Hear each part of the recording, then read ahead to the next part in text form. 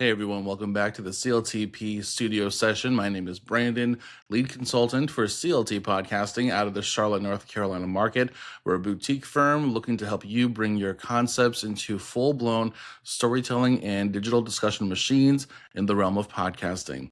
Now, keeping up with this week's theme, we're discussing the three processes that is podcasting. And for anyone who has not seen a previous episode, yes, podcasting is a process. There's a lot more to it than simply sitting down, hitting record, talking, and boom, you have a podcast. There's so much more to it. And for someone who wants to go into podcasting, it's super important that you get a chance to understand what that is. So, as I said yesterday, the three main parts of the podcasting process are pre-production, production, post-production. More simply, the planning, execution, and polishing stage of podcasting. So today we're going to talk about pre-production, what that looks like, what role it plays, and honestly, kind of plays the most important role in podcasting. Now, pre-production is the planning stage. Now, it'll be different for every different podcast because every podcast is different.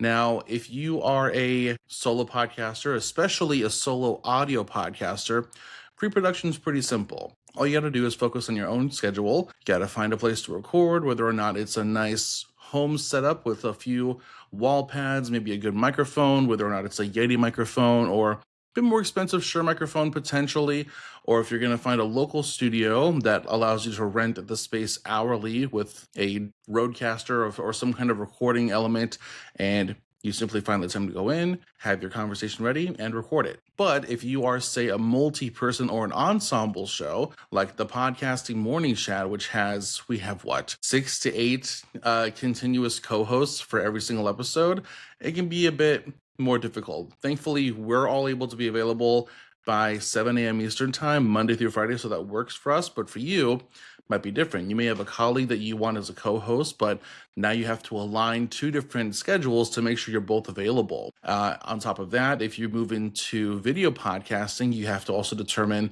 do you have a camera you can afford, or do you have to find a video podcasting studio? And the more you need of a studio, the more expensive they might be per hour. Or you may find a studio that is more focused on bookings, where you actually have a producer in the studio with you during the recording and they manage both the audio and video feeds. But that kind of studio will also usually include some kind of post-production in the pricing. So let's say, as opposed to a typical audio studio where you might pay $40 an hour, a studio like that where they also handle the recording, the audio, the video, and do some post-production stuff for you, that could be a 3-figure hour or 2-hour reservation. So think about that as well. But pre-production also means that you understand already the frequency of your show, which means how often do you want a new episode to come out to your audience? Are we talking monthly, bi-weekly, every other week, or weekly, or even quarterly? Now, as a consultant, I typically suggest let's have you start at a lower frequency, maybe monthly, maybe bi-weekly, depending on how much time you have and how easily you and or your ensemble, your cast, can get together to record an episode. And then once you find your groove within that particular frequency, part of the plan from there would be to evolve into a quicker frequency, just depending on how well things mesh and how well things move along. You also understand your brand. You already have some kind of name figured out. You have some kind of visual, a logo figured out, some kind of artwork, because everywhere you upload your show, they're going to require some kind of artwork to represent your show visually. So you've got all those things figured out. You have any guests or co-hosts you have their schedule figured out, everything meshes, everything lines up, and then once all those things line up, you can then have a recording session. Now, if you are a multi-person show, you've got an ensemble, multiple co-hosts or hosts, then one suggestion I would always make for any podcasting client that I have is to batch record. A batch recording session is one where you record the content for multiple episodes in one sitting.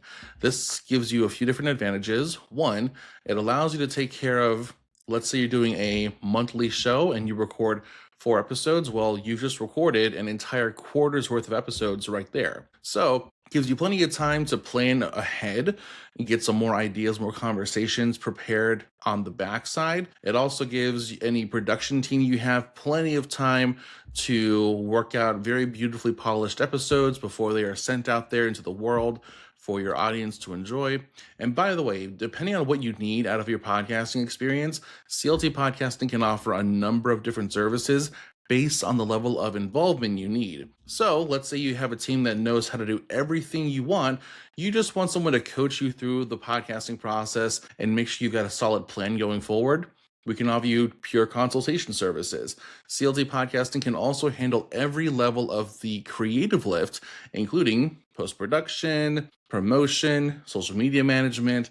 We even handle hosting and distribution, the works. So any level of involvement you want, CLT Podcasting can provide that to you. Just visit cltpodcasting.com, submit a contract form, and you'll hear from me, the lead consultant, and we'll set up a no strings attached discovery call to talk about we'll set up a no strings attached discovery call to discuss your show, your thoughts, your idea, and how we can be of service. So be sure to check that out next time you're visiting any kind of podcasting network, cltpodcasting.com. You can also calculate the price of your show. Quick form, I think it's about 7 questions. And when that comes to me, I'll be able to put together a running anticipatory cost for what your show might look like. Again, all based on the level of involvement you need. And we can discuss what that looks like and how we can alter those things to better fit your scenario.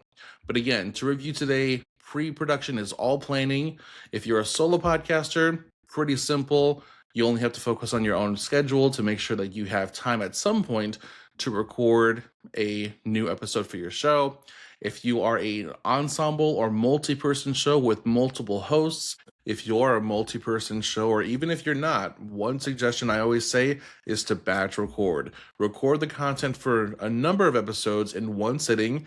That gives you plenty of time to plan ahead, and it gives your production team plenty of time to make sure every next episode is polished as professionally as possible. We'll see you tomorrow for the next episode discussing the production process and how that can look like.